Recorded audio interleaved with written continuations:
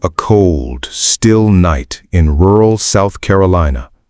A lone car parked too close to the trees. A trail of blood leading into the woods, and a scream that no one answered. This wasn't just a murder. It was a betrayal. Because the man who pulled the trigger, he was supposed to be her friend.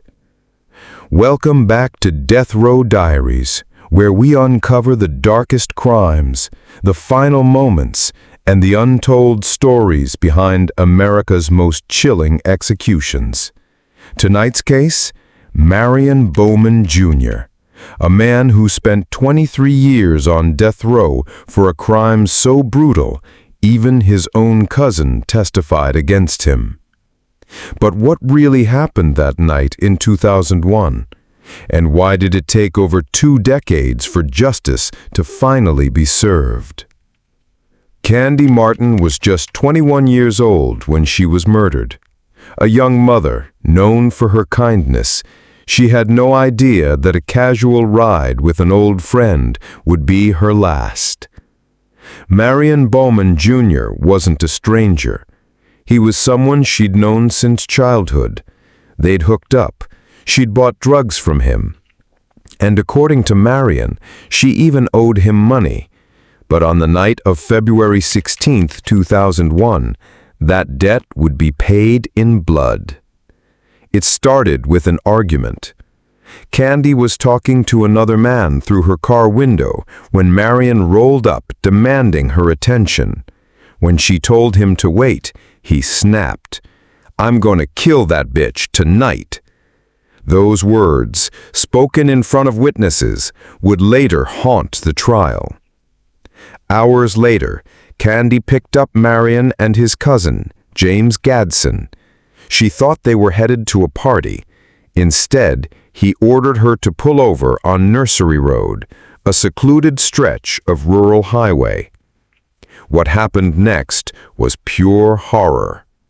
Marion forced Candy out of the car. She begged for her life, screaming, "Please don't shoot me no more. I have a baby to take care of." He fired 5 shots, 2 to the body, 3 to the head. And then, as if that wasn't enough, he dragged her body into the woods, came back, and laughed. "I shot that bee in the head, heard her skull hit the ground." Marion thought he'd gotten away with it. He drove Candy's car around town, even trying to sell it outside a club.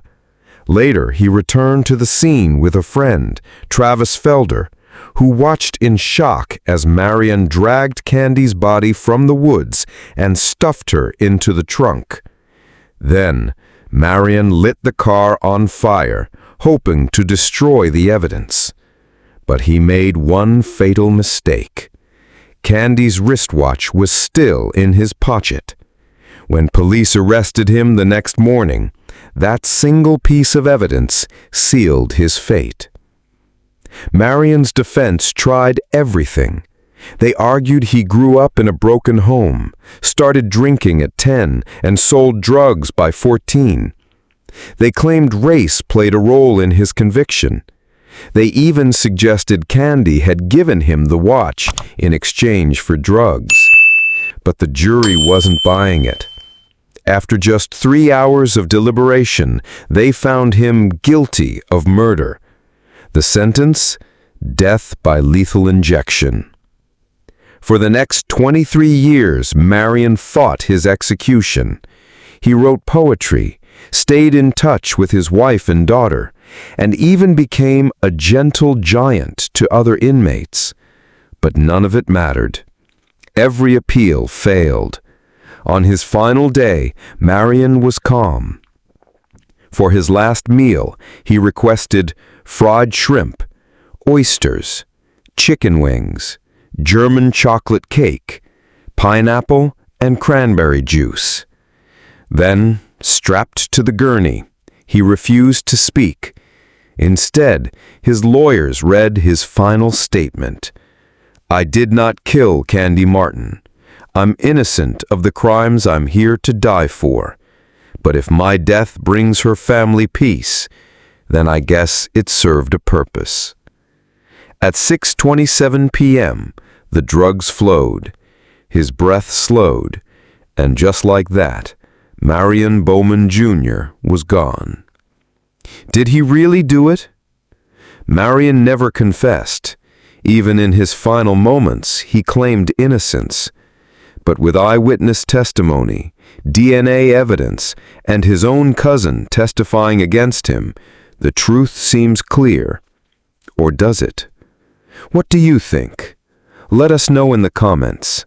And stay tuned, because next time on Death Row Diaries, we're covering Steven Nelson, the killer who murdered a pastor inside his own church. Don't forget to like, subscribe, and hit the bell so you don't miss it.